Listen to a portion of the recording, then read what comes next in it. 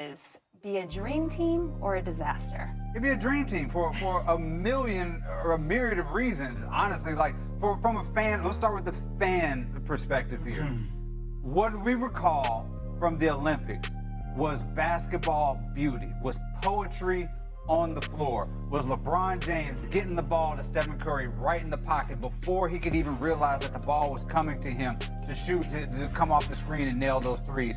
It was LeBron James and Stephen Curry on the two-man game. LeBron coming off of the pick and rolls, LeBron in the dunker spot, add Draymond Green in there. This is going to be, or potentially going to be, a beautiful, beautiful game of basketball, and it's going to be must-see no matter where they go. Think about the Christmas games that they have. They have a Christmas game in LA. Think about the high-level basketball we are going to watch. Now, from a LeBron and Steph standpoint of winning basketball, this is winning basketball to put these veterans together who are still playing like they're guys 10 years younger than them. Steph is still at 26 a game. LeBron can still give you 20 and 10 on a given night. Draymond can still play his level of defense. We don't know what Jimmy Butler we're going to get, but if he's healthy later, this is an old team, but a team that can play basketball at a very, very high level. And with the way the Western Conference looks,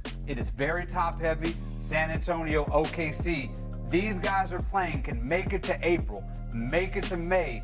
We're talking about a team that can make some real deal noise. And there's no better story than LeBron James teaming up with his former rival, with the best rivalry that we have seen in the 21st century in basketball. These guys playing together, it is a beautiful end to his story, and one that I really do hope that he's actually considered.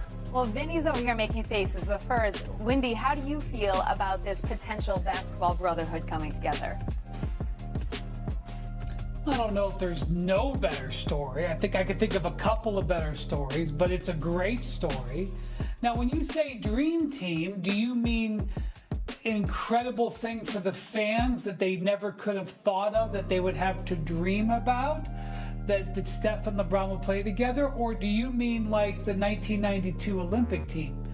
Because the 1992 Olympic team was unbeatable. This team wouldn't be unbeatable. It would be absolute must-see TV. I would love to watch it. The destiny of the Warriors, if LeBron came there, would probably be tied to Jimmy Butler's health.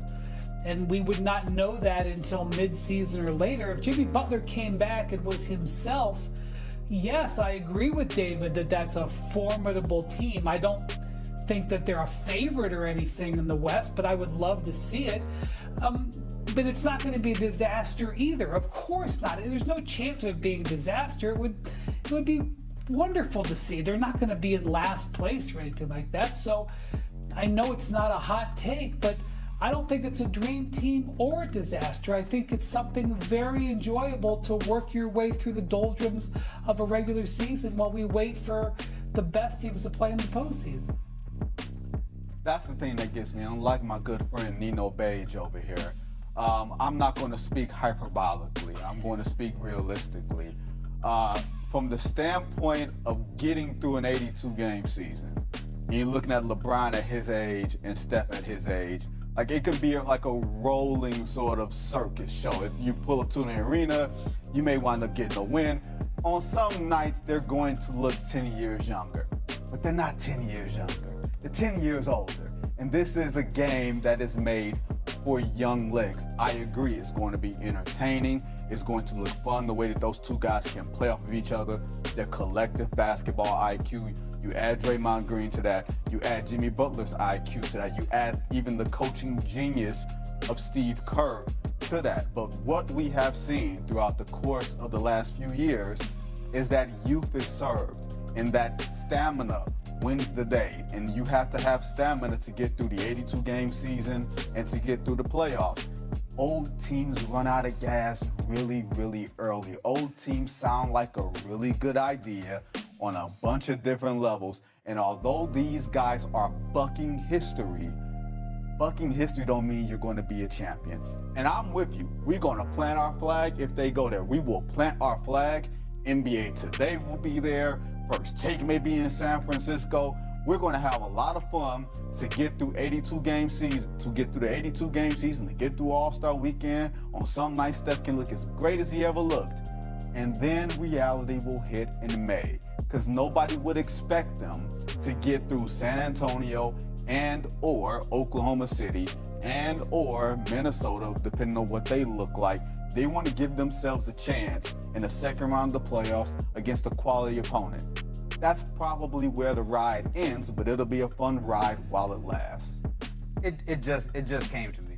Vinny went and got himself a lineup yesterday. He's feeling crispy. He's feeling good, so he's coming up with the nicknames, doing all that stuff. He's got the lineup. He's got the earring in That's his ear. what it must be. He's feeling himself real good right now. He's smizing at the camera as we speak. I see that with the. I get it. I understand that he's trying to make, trying to look good for everybody on this Friday. It's good job, Vinny, for having that crispy. I mean, it was your lonely gold change that made me think of Nino Beige. There you go. I get it.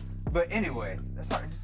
Anyway, yeah, no, this is box office though. This is box office, regardless of how far they go. Like what we saw last year with the Warriors. Yes, it was a playing game. They went against the Clippers. Felt like a monumental win just because it was like Steph, it was Draymond, it was having this. This felt like a reminder of who they were as champions.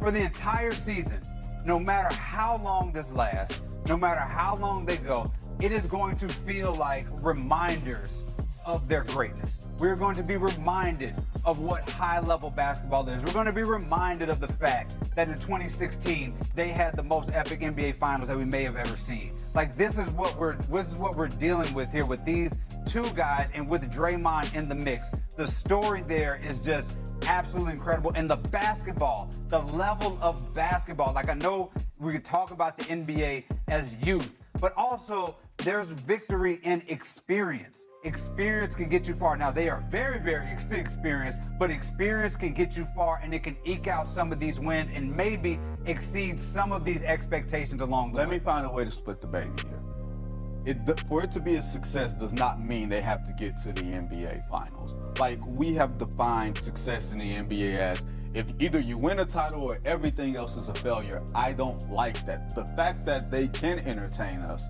for 82 games and maybe 2 rounds, that will constitute a success. Because the NBA season is long and it's arduous, and sometimes even for us, we have to find things to talk about that don't necessarily seem very entertaining. We don't have to sell y'all this.